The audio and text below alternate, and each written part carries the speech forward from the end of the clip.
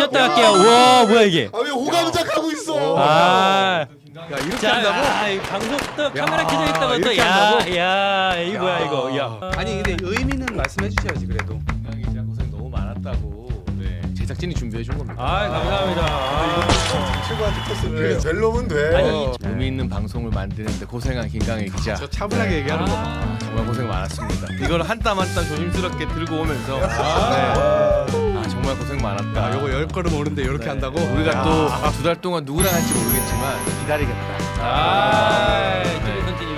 자막을 만들어준다고? 빨간색으로? 야 이렇게 한다고? 역시 따뜻한 방송이에요. CBS는. 그러네요.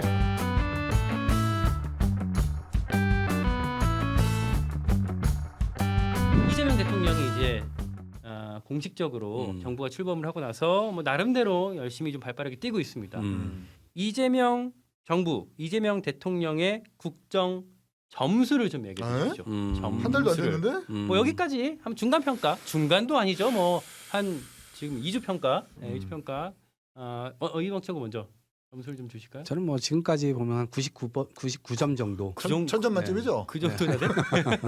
아니 이제 안정적으로 지금 가고 있다. 네. 처음에 이제 민정수석권 관련돼서 네. 약간 옥의 티를 좀 남겼으나 호강수. 저는 금세 이제 수습을 하고 네. 다시 이제 돌아갔고 그다음에 최근에 외교 무대에 이제 그 대한민국 정상화를 알리면서 수많은 정상들과 어깨를 나란히 하면서 이게 화기애애한 모습도 보여주고 이번에 얼굴을 텄기 때문에 앞으로도 그 아마 밑단위에서는 굉장히 많은 이야기들이 오고 갈 수 있을 것 같고요.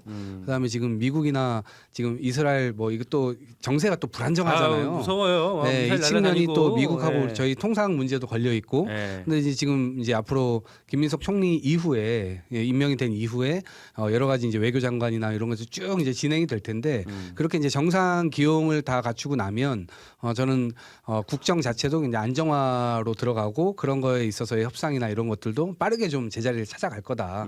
이렇게 이제 기대감을 지금 주고 있어요. 그리고 최근에 지금 추경안도 어저께인가요? 지금 다 이제 완료가 되고 이제 그림이 좀 완성이 됐고 네. 그 그림을 어제 통해서 국무회의 통과했죠. 네, 민생 경제에 앞으로 어떤 이제 물고 역할을 할 거냐. 그리고 이제 자영업자들이 겪고 있는 여러 가지 문제를 이건 뭐 빚 탕감부터 시작해가지고 그런 것들이 이제 현실화되게 되면 그러니까 물가나 여러 가지 민생 경제 자체가 좀 더 좋아질 수 있는 거다라고 하고 하는 기대감 정도를 주면서 앞으로 이제 정책들을 좀 잘 활용해 나가면 저는 뭐 100점, 120점 계속 갈 수 있다 생각합니다. 100 만점이 120점이었군요. 네, 지금 이제 99점이니까 네. 계속해서 뭐 하나의 어떤 틀을 왜 그런 눈으로 날 봐요?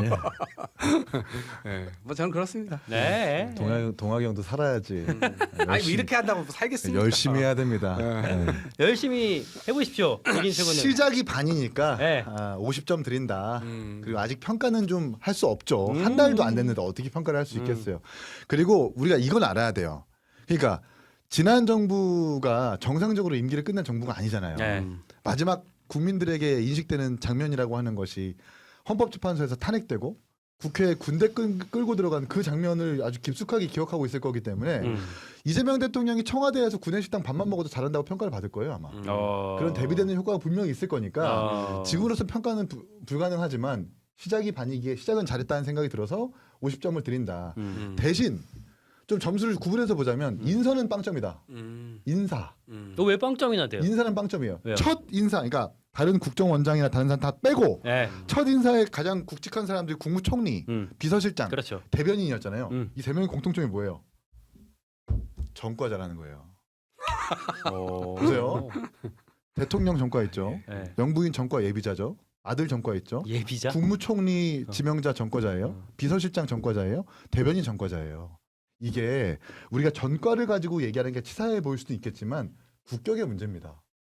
이 사람들의 면면들을 모르는 외국이나 바깥에서 봤을 때는 왜 법을 어겼던 사람들이 저렇게 국정의 책임을 맡고 있지라고 평가를 분명 할 수 있는 거예요. 그 심지어 무면허 운전 내지는 불법 정치 자금으로 문제가 됐는데 다시 한번 좀 논란이 불거지고 있는 상태라서 이런 사람들을 쓴다는 것 자체가 지난 정부의 계엄과 대비됐을 때는 약과처럼 보이지만 다른 나라에서 비교했을 때 봤을 때는 이거 좀 문제시 될 수 있겠다. 왜 저 사람들 자꾸 그런 사람만 쓰는가 기용하는 거라고 평가를 분명할 수 있을 거예요. 왜 웃어요? 빵 터져버렸어.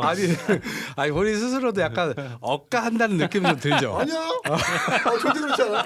왜냐? 개혁신당의 정권자가 없기 때문에. 그래요? 정가가 없어요? 한명 있기라도. 한명 정가가 있을 텐데. 근데 그러려고 책임자로 쓰지는 않잖아. 예. 그러니까 능력도 능력이지만 예. 성실하게 법을 잘 지켜오면서 살아왔었던 능력 있는 사람도 충분히 많은데 그렇죠. 사실 예. 농공 이보세요. 이건 그냥 농공행상격의 인사라고밖에 평가를 할 수 없기 때문에 예. 이 약간 도덕성 지수가 떨어지는 인선에 대해서는 우리가 좀 박한 점수를 줘야 되겠다는 생각이 들어요. 근데 저는 한 가지만 꼰티를 좀 부리자면 전과 예비자는 좀 너무했지. 전과 예비자. 전과 예비자는. 아니 근데 2심까지 확정됐잖아. 그래도 예비자까지 좀 그렇지. 지금 하면서 안 그쪽이- 나왔는데. 처리하고 대법원 끄다가 뭐 이제 앞으로 야당이 지금 검찰 그대로 놔두면은 네. 다 범죄 예비자들 될 수 있어요. 음. 그렇기 때문에 지금 우리가 검찰 개혁도 지금 하려고 하는 거고 더 이상 그런 식으로 이제 덮어씌우게 하려고 하는 그 행태 자체를 막아야 된다. 적극적으로 이제 개혁신당에서 뭐야 저 정청래스러운 발언은. 없어. 자 쉬었다 갈게요. 와 뭐야 이게. 왜 호감작 하고 있어? 아. 야 이렇게 자, 한다고? 이 방송 또 카메라 켜져 있다고 또 이렇게 야, 한다고? 야, 이거 야. 뭐야 이거? 야, 이거 케이크도 크네. 야. 야. 이거 장최구가 산 거예요. 제작진이 사가지고 장최구한테 쏜 야 거예요. 이거 이렇게 한다고? 아유. 아 아유, 이거 감사합니다. 케이크 먹으라고? 야 이렇게 디테일하다고? 아니 들고 온 사람이 한 거지 이거는 뭐. 야, 야. 감사합니다. 야. 아니 근데 의미는 말씀해 주셔야지 그래도 아무래도. 그동안 김강희 기자 고생 너무 많았다고 네, 제작진이 준비해 준 겁니다. 아, 감사합니다. 근데 이건 또 꼭 장최구한테 토스를 해요. 꼭 이런 거는 진짜 지각한 예, 사람한테. 예. 될 놈은 돼. 의미 있는 방송을 만드는데 고생한 김강희 기자. 저 차분하게 네. 얘기하는 거 봐. 아, 정말 고생 많았습니다. 케이크 제가 산 건 아니지만 이걸 한 땀 한 땀 조심스럽게 들고 오면서 아 정말 고생 많았다. 야, 요거 10걸음 오는데 이렇게 네. 한다고? 우리가 또 2달 동안 누구랑 할지 모르겠지만 네 기다리겠다. 아, 이런 to be 마음으로. continue. 네. 네. 호감작 엄청 하죠. 아, 감사합니다. 2달 동안 여러분 한 번도 이렇게 잠깐 자막을 만들어 준다고? 오. 이야. 야, 그 자막이 그것도 빨간색으로? 야, 야 감사합니다. 이렇게 한다고? 야, 우와. 역시 네. 따뜻한 방송이에요. 아, CBS는. 그러네요. 아까 동학이 형은 그 이재명 정부의 점수를 99점을 줬고, 저는 50점 몇 점 줬거든요. 만점인지는 장채가 얘기 몇 안 점 줄래요? 와뭐 1000점 만점에 그런 거야. 야, 둘이 똑같은 얘기하네. 아 왜냐하면 같은 당이니까. 아, 그래? 어차피 잠깐 떨어져 있지만 결국 형제 당이니까. 아, 저요. 저는 뭐 70점 할게요. 오, 많이 줬네요. 네. 오, 1000점 생각보다 만점에 많이 줬는데. 아니 100점 만점에 70점 할게요. 근데 이 외교적으로 친중 정부 딱지가 붙어 있는 건 되게 리스크인 것 같거든요. 저는 G7에서도 그 리스크를 탈피하는 데는 실패했다고 봐요. 그러니까 이거는 어쨌든 본인이 해놓은 말과 그동안 기조가 있기 때문에 되게 노력해야 된다고 봐요. 우리 친중 아니야, 친미야, 친서방이야라는 걸 되게 노력하는 과제가 하나 있고, 뭐 김민석 총리 지명자 같은 인사의 문제들도 좀 있다고 보지만 일단 저도 겪어봤지만 허니문 기간에는 그래도 좀 잘해라라는 시선으로 봐주는 게 맞고. 어쨌거나 시장이 반응하고 있잖아요. 코스피가 오늘 3,000을 넘었고 이런 부분에 있어서는 그래도 긍정적으로 평가할 부분이 있다. 다만 이번에 추경 30조를 하면서 돈을 또 대거 막 푸는데 이게 일시적 대책이 돼야지 이게 하나의 이재명 정부의 관행이 되면 안 된다. 지지율 떨어지고 지표 안 좋아지면 계속 돈 풀면 그 후과를 우리가 다 감당해야 되거든요. 우리 미래 세대가. 맞아요. 그러니까 그런 부분에 대한 우려로 제가 마이너스 30점을 드린 거고 70점은 허니문 기간인 걸 고려해서 그 정도 점수 매기고 싶습니다. 저는 이렇게 그냥 무턱대고 50점 주고 막 비판만 하는 이런 쪽이랑은 또 좀 다르다. 한번 떨어지더니 그냥 네. 엄청나네. 네. 저 정도만 나와도 원래 그 이제 최고위원 지도부가 아니면 되게 정상적인 멘트가 지도부만 들어가면 사람 이상해져. 사람이 좀 이상해지더라고. 어쨌든 그렇습니다. 저희 CBS가 단독 보도한 내용. 네. 김건희 여사, 네. 김건희 여사가 응급실 행을. 아 이게 아, 노컷 단독이었어요? 그렇죠. 예, 저희 사회부에서 단독 기사를 썼던 거고 우울증이다라는 게 아마 이제 조선일보인가에 나왔던 것 같아요. 민주당에서 이 뉴스를 되게 반가워하더라고요. 아니 저는 실제 우울증인지 아니 그 우울증이라고 하는 규정은 저는 의혹 제기는 조금 너무 나간 거 아닌가? 왜냐면 병명이나 이런 것들을 확 얘기하는 건 좀 잘못됐다 보고 다만 실제로는 어떤 스트레스 극강의 스트레스를 받을 가능성은 굉장히 크다.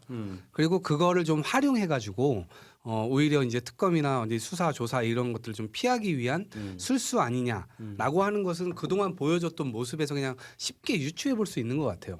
예, 결국 지금 이제 이렇게까지 큰 매를 맞게 된 것은 사실 작은 매들을 그동안 다 국민의힘에서 방탄을 해왔고 그런 것들 때문에 오히려 더 크게 지금 맞는 거거든요. 그래서 이거는 좀 피하기가 어려워 보이고 이런 문제를 분명하게 딱 매듭을 지어놔야만 다시는 이런 국정농단이라든가 이런 대통령이 와이프를 제어하지 못해가지고 이런 일의 문제. 근데 비화폰 쓰고 이런 게 지금 가능하지 않다고 생각했었는데 성역이 없이 그냥 막 다 진행됐던 것에 대해서 분명하게 역사에 이 점을 찍어놔야만 다시는 이런 일이 발생하지 않을까 뭐 그런 걸 생각해 봅니다.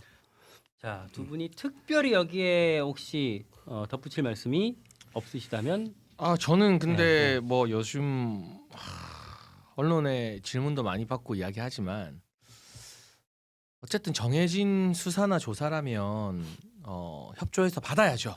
윤석열 전 대통령도 그렇고 김건희 여사도 그렇고 다만 이게 인신공격성 망신주기로는 나가지 않았으면 좋겠다. 전직 대통령 김정숙 여사 같은 경우도 검찰의 소환 조사 요청이 수차례 있었지만 전부 다 묵살했었거든요. 그러니까 그들이 안 받았으니 우리도 안 받겠다가 아니라 뭐 체포영장이 만약에 또 발부되고 집행되는 과정에서의 사회적 갈등과 혼란을 고려하면 적법하게 진행되는 절차에는 저는 전직 대통령 부부도 예외 없이 협조해야 된다고 생각을 합니다. 뭐 이 이야기 한다고 제가 또 보수 지정에서 욕 먹을지 모르겠지만 다만 이게 막 포토라인에서 막 망신주기 막 이 여론몰이용 그런 방향이 돼버리면 결국 특검이 진상을 규명하는 목적이 아니라 여론을 만들기 위한 특검이냐라는 오해를 또 살 수 있어서 최소한의 어떤 사전 협의 등이 이루어져서 한 발짝씩 양보해서 절차를 우리가 존중하는 모습 보여줘야 된다고 생각하고요. 네, 그 정도 원론적인 입장을 가지고 있습니다.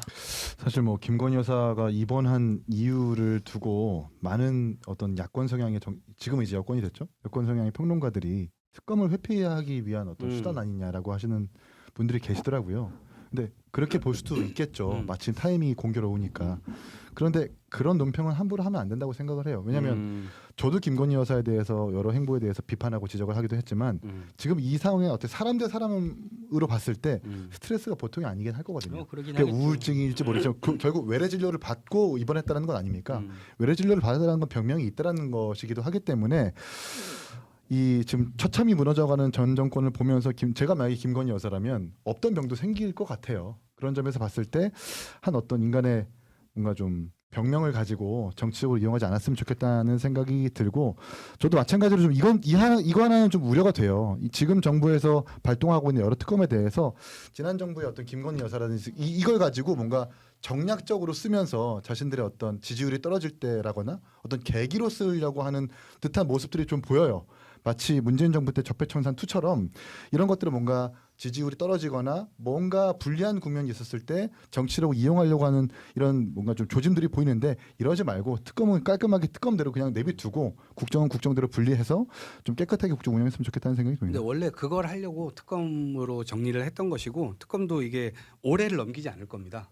그리고 그것 때문에 뭔가 또 굉장히 공력이 소진되고 뭔가 개혁을 해야 되는데 그것에 개혁 에너지가 이쪽으로 다 빨려 들어가고 상대를 보복한다라고만 하는 그 프레임에 또 걸려가지고 제대로 해야 될 일을 못하는 걸 원하지 않는 것 같아요. 대통령님 스스로가.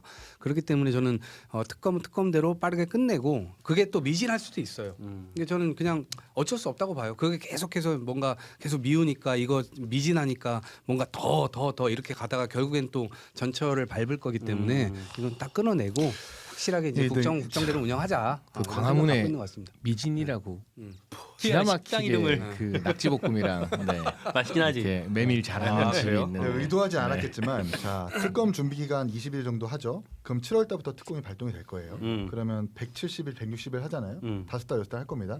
그러면 내년 1월 달에 끝날 거예요. 기소 여부 발표하고 재판하고 하면 지방선거 시점이 짓다. 지방선거 바로 코앞이에요. 2월 달부터 예비후보 등록이 또 연장시켜 주겠지. 활용을 안 할래 안 할 수가 연장은 없어. 안 돼요, 연장. 당장 지방선거 기초의원부터 광역단체장까지 어떤 거 이게 들고 나올 것 같아요?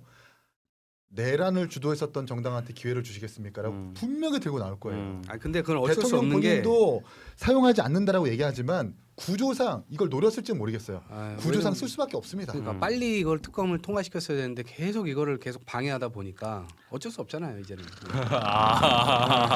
지금 몇 번을 거부권을 몇 차례.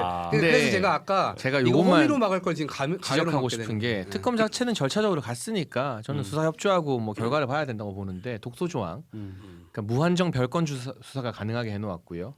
사실은 별건 조사는 민주당에서 그동안 독을 품고 반대하던 거거든요. 근데 이 특검 조항에 수사하다 뭐 나오면 다 할 수 있게 해놨어요. 관련된 수사. 네, 그리고 11호. 언론 브리핑하는 거.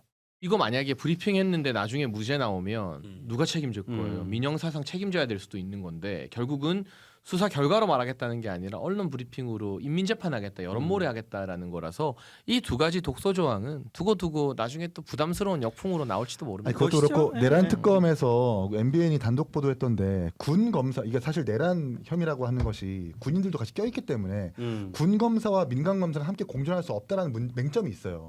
근데 이 내란 특검법이 그 두 개를 같이 짬뽕하다 보니까 분명히 상존하고 충돌하는 문제가 있을 거다라고 보도를 하더라고요. 이런 부분도 좀 문제가 될 것 같고 저도 방금 방치고 얘기한 것처럼 그게 아마 수사 대상 1호부터 11호까지 나열한 것 중에 11호예요. 내란 과정에서 인지된 모든 관련된 일. 이러면 코에 걸면 코골이, 귀에 걸면 거리, 이연령 비연령 수사가 가능한 거거든요.